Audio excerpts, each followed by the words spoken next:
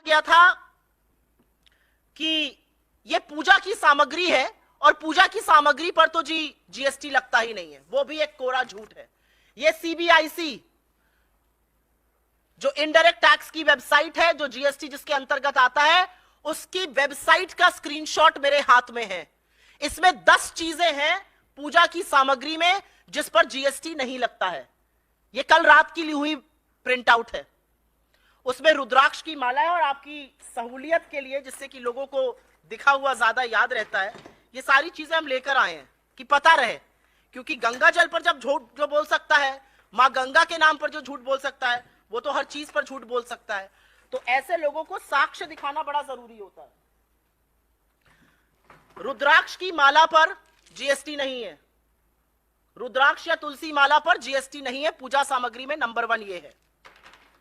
उसके बाद यज्ञोपवीत पर, ये आप सब लोग जानते हैं जो पूजा पाठ करते हैं, इस पर जीएसटी नहीं है। बिना ब्रांड के शहद पर जीएसटी नहीं है। आपकी तरफ इसको पता नहीं क्या कहा जाता है, हमारी तरफ इसको कलावा कहा जाता है, रक्षा सूत्र भी कहते हैं, इस पर भी जीएसटी नहीं है। विभूति ज्यादातर साउथ इंडिया में लगाई जाती है, इस पर भी जीएसटी नहीं है। रोली पर जीएसटी नहीं है, चंदन के टीके पर जीएसटी नहीं है, दिए की बाती पर जीएसटी नहीं है, और जो खड़ाऊ लकड़ी का, और यह सिर्फ प्रतीकात्मक है, जो खड़ाऊ लकड़ी का साधु संत पहनते हैं या वो लोग जो पहनते हैं, जो अनुष्ठान करते हैं, इस पर भी जीएसटी नहीं है। बाकी सब चीजों पर जीएसटी इसमें अंकित है। चरणामृत पे जीएसटी नहीं है।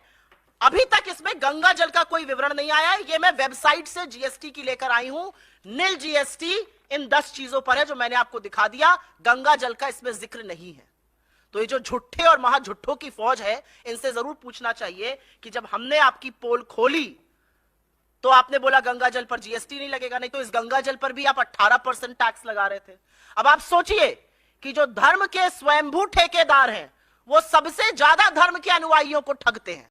कहा गया था कि ये पूजा की सामग्री है और पूजा की सामग्री पर तो जीएसटी लगता ही नहीं है, वो भी एक कोरा झूठ है। ये सीबीआईसी जो इनडायरेक्ट टैक्स की वेबसाइट है, जो जीएसटी जिसके अंतर्गत आता है, उसकी वेबसाइट का स्क्रीनशॉट मेरे हाथ में है। इसमें 10 चीजें हैं पूजा की सामग्री में जिस पर जीएसटी नहीं लगता है। यह कल रात की ली हुई प्रिंट आउट है। उसमें रुद्राक्ष की माला है और आपकी सहूलियत के लिए, जिससे कि लोगों को दिखा हुआ ज्यादा याद रहता है, ये सारी चीजें हम लेकर आए हैं कि पता रहे। क्योंकि गंगा जल पर जब झूठ जो बोल सकता है, मां गंगा के नाम पर जो झूठ बोल सकता है, वो तो हर चीज पर झूठ बोल सकता है। तो ऐसे लोगों को साक्ष्य दिखाना बड़ा जरूरी होता है। रुद्राक्ष की माला पर जीएसटी नहीं है, रुद्राक्ष या तुलसी माला पर जीएसटी नहीं है, पूजा सामग्री में नंबर 1 ये है। उसके बाद यज्ञोपवीत पर, ये आप सब लोग जानते हैं जो पूजा पाठ करते हैं, इस पर जीएसटी नहीं है। बिना ब्रांड के शहद पर जीएसटी नहीं है।